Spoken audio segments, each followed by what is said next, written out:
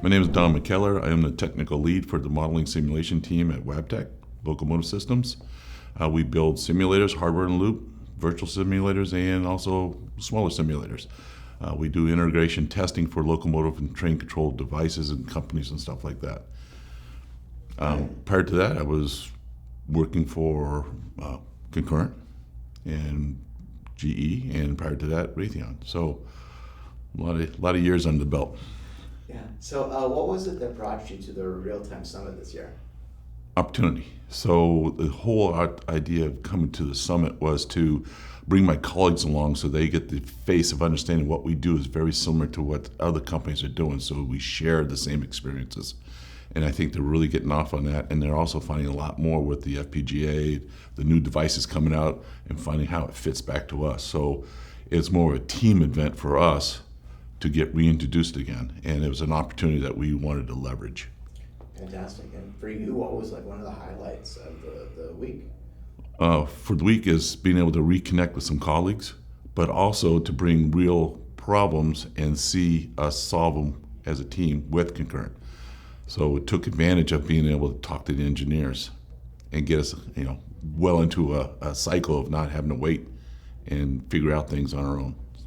So what was it that, what was the biggest benefit that you took away from the conference this year? The biggest benefit was making sure that we shared the experiences, but it was my younger colleagues to understand how to now network with other people within our field, thinking that we were isolated. We are a family of real-time integrators, and we leverage that. And how about your impressions of the conference overall? Like the lectures, the organization, like what's your impression overall?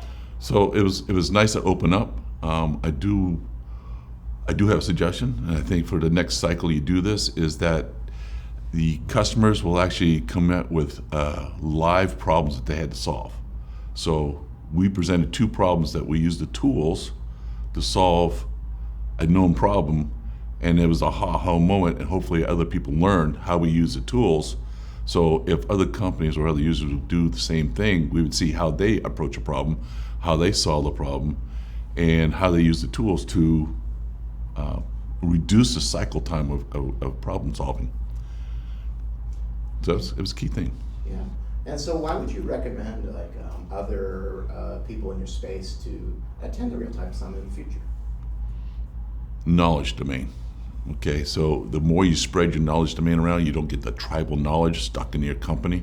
So it's an opportunity to spread that knowledge wealth through the company. And it's not the technical stuff of what you do, but how you do it. And that's what I think is key, is that we're all along that same method of how we do things and not so much worrying about what we're doing.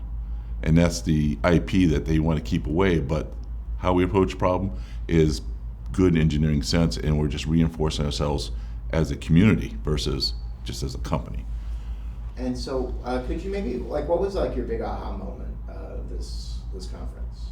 You mentioned there was a sort of something that was, So while people are talking and explaining things, and we're starting to see the tools and the company growth and where they're going in the future, you immediately start thinking about, okay, what's this year? What's 5 years from now? What do we want to be? And you start thinking about what are my roadblocks, or how do I add more capability to what I already do? And I heard someone do something and go, we got to try that. And now we're starting to find that a very simple solutions to very complex problems, just because of Concurrent and their tools, that we actually can now cycle faster and develop faster without even over designing things. And that's the key thing, is the engineering time you take to redesign when a simple solution is even better. Yeah, that's amazing. And so, what are some of the things that set this conference apart? So I've been to other conferences, seminars, and things like that through the various companies I work for and opportunities and things like that. This was more personal because it's kind of directed at what we do for a living, and that kind of really sets you for it. So you're not getting bombarded with all the fodder from other ideas. It's really focused on, this is what we do, this is how we do it, and this is where we're going. And you start thinking, and you say, okay, I have a hole. How are you going to fill that hole? And the other part is, hey, I sat through this a workshop, and I said, there's a bug, and so we will stop, on the fly and go right back, and I showed them, said it's a very simple flaw, and they reproduce it right there, and everyone on the team, everyone on the table goes, and so now it generated a cycle where they're going to, a flaw on their side, which is not critical, but it was enough to, kind of tick you off a little bit, but it was an immediate reaction, immediate relationship, and that's the key thing, I think, is the relationship that Concurrent has with their buyers, their customers. It's just not a fire and forget. Sell you a bunch of money, or sell you a bunch of computers, and you're going to pay, and then next thing you know is rot's a ruck. So the whole idea is that they follow up, and if I do have questions, they're very highly responsive, and I think that's key. And they're not Google type answers; they are thoughtful, understanding, and trying to get you back on track. And that's the kind of things you're looking for, is that relationship. All right.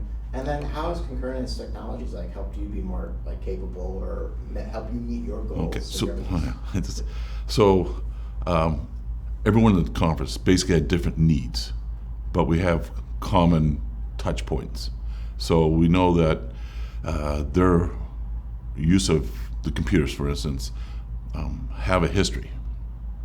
And a lot of us don't throw away our computers. We just repurpose them. So old iHawks don't die, they just get repurposed. And to the point where I was showing that we're still using their PowerHawk systems in ours because it's a business. And so our businesses keep using these assets. How we use those assets is what key to which makes us be efficient ourselves, where our company makes more money, or cost avoidance, things like that.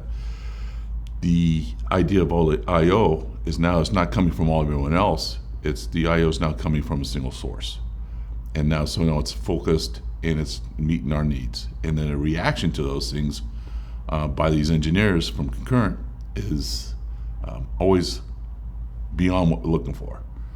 Or they're developing something new and they come back and start asking us, what do you really need? And they're reacting to that faster, instead of saying, we're going to give you this much, but you only need this much, so let's get this much done, get you going, and then we'll think about adding the other stuff, because the value add to them is not much. The value add here, tremendous. Fantastic. All right, is there anything else you want to add about your experiences at this conference? Any shout-outs or promos or whatever? If I start saying names, here in the company, it's a little tough. It's the people you react to remember you.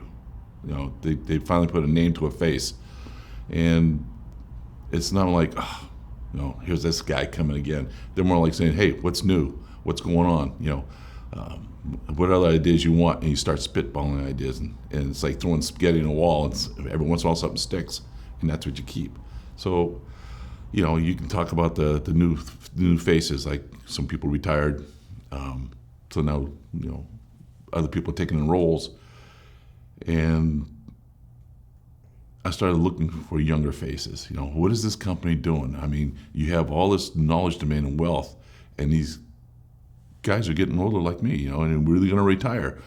Who's the next line coming up? So now you're looking at the company at 5 years, 10 years from here, are they still going to be around? Are they still going to be developing?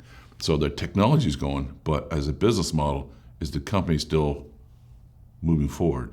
And so I'm starting to see younger faces and new ideas, and they're starting to talk the same language we do. I said, okay, this company's going to be around for a while. They're not going to just fade away. So that's we're looking for long-term solutions and long-term relationships.